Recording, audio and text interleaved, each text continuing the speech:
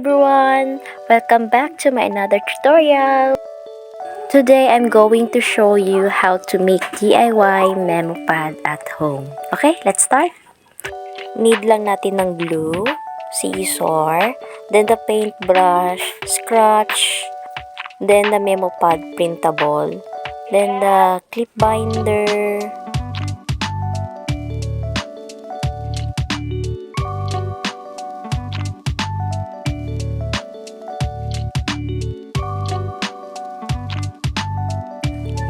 First, papakita ko sa inyo kung paano ko ginupit yung ating printable memo pad. Sa nagtatanong kung saan ko nakuha itong printable memo pad na ito, isa Pinterest lang naman.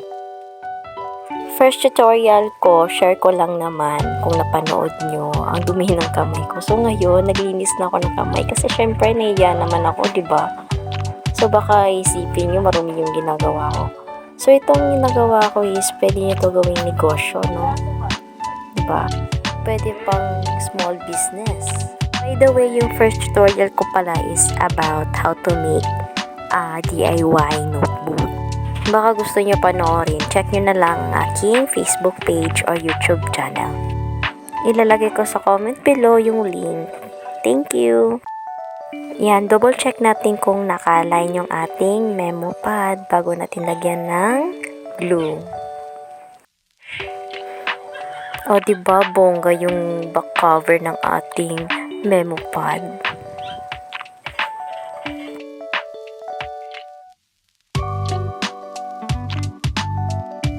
Pag na-fix na natin, need natin lagyan ng binder clip. Then the scratch para hindi malagyan ng glue yung ating front and back.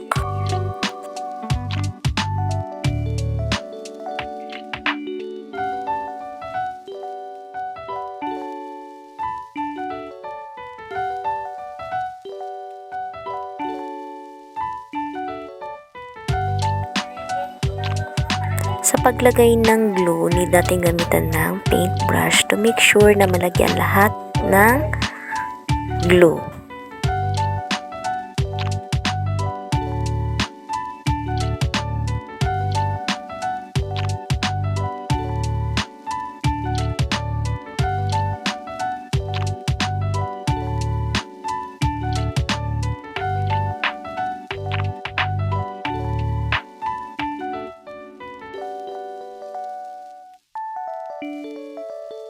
Okay, after 15 minutes, pwede na natin tanggalin yung ating clip binder.